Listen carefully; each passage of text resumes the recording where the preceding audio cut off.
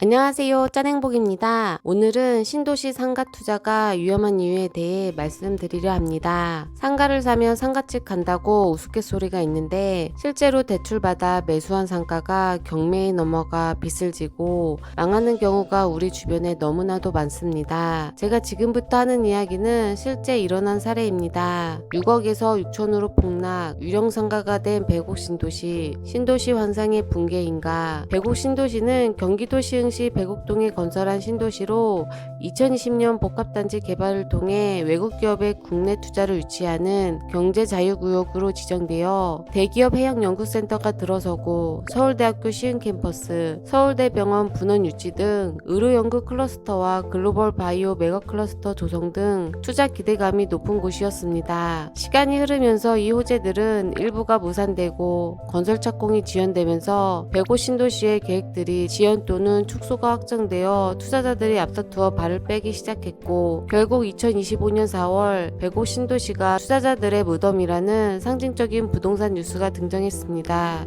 19년 배우 수요가 675실 정도 있는 1층 상가 매수자는 4억 원의 대출을 받아 6억대로 구입했습니다. 24년에 이 1층 상가는 경매로 나와 6억 3,700만 원 감정가를 받았지만 임차인을 구하지 못해 결국 7차례 유찰되었고 감정가의 10분의 1 수준인 6,250만 원에 경매로 팔려 낙찰되었습니다. 불과 6년 만에 처참한 결과입니다. 백옥 신도시 현재 상가 경매 등으로 넘겨진 물건들이 100건이 넘고 경매 감정가에서 10차례 유찰이 되는 물건도 많다는 게 현실입니다. 위 사례처럼 감정가의 90%가 넘게 하락한 가격으로 거래됐다는 점에서 단순히 한 상가의 실패 사례만을 보여주는 것이 아닙니다. 시장의 심리가 여실히 드러나고 투자처로 각광받던 백옥 신도시 상권 전반의 실패로 보여줍니다. 미사역 유령 상가 40석 투자 보복 파산. 미사 강변도시 한복판에 지어져 신도시 중심 상권 역세권입니다. 9호선 연장으로 인해 미사 지역의 강남 접근성이 향상되어 주거 선호도 상승 예상되었고 GTS-D 노선이 확장될 경우 미사는 수도권 주요 지역으로의 연결성이 강화되고 위례 하남 트램이 개통되면 위례 신도시 및 가밀지구와 연계된 생활권 형성 등 투자처로 손색이 없는 곳입니다. 2022년 은퇴를 앞둔 60대 부부는 미사역 인근의 주상복합 상가 1층에 총 5개의 호실을 대출을 받아 총 44억 7천만 원에 분양받아 매수했습니다. 평당 1억 원 정도 고가 분양이었습니다. 하지만 상가에 들어올 임차인을 구하지 못했고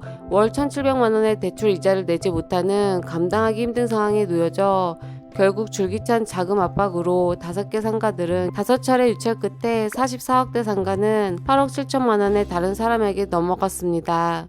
3년이 안 되는 시간에 따박따박 나오는 월세로 노후의 삶을 즐기려 했던 부부는 약 40억 원의 이상의 손실을 입게 되었고 결국 파산했습니다. 전국 최대 공실률 95%가 텅 비어버린 거북섬 상가의 비극.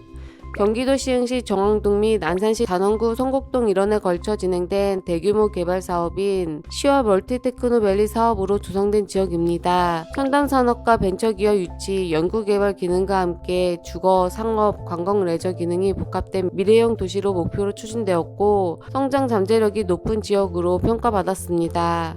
2021년 부천에 사는 76세 여성은 임차인을 구해 매달 나오는 임대료로 월세를 받아가며 미래의 상가 시세 차익까지 얻으려는 목적으로 거북섬에 위치한 한 건물 1층 상가 2개 호실을 분양받았습니다. 한 호실은 자신의 어머니 명의로, 다른 한 호실은 자신의 20대 딸과 지분을 2분의 1씩 나누어 공동 명의로 분양을 받는 등 3대가 함께 상가 투자에 들어갔습니다. 분양받은 2개 상가는 13평짜리는 7억 5천만 원, 16평짜리가 9억 원, 총 16억 5천만 원이며 이들은 1억 6천5백만 원 계약금을 지불하고 2022년에 완공된 상가들을 담보로 잡고 은행에서 총 10억 5천만 원 정도로 대출받아 나머지 중도금과 잔금을 지불하고 매수했습니다.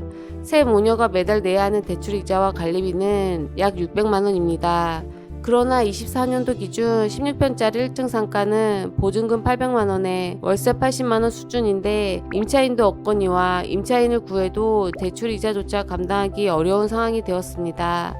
결국 2024년 5월 세 모녀가 가지고 있는 2개의 상가 경매가 진행되었습니다. 13평짜리 상가는 7억 6천만 원에서 5번이나 유찰되어 1억 2천만 원, 16평짜리 상가는 9억 원에서 역시 5번 유찰되어 1억 7천만 원에 최종 낙찰되어 다른 사람에게 팔렸습니다. 이 세 모녀가 쏟아부은 16억 5천만 원은 2년 만에 3억이 되었고 은행에 빚을 지고 약 13억 이상을 손해를 보았습니다.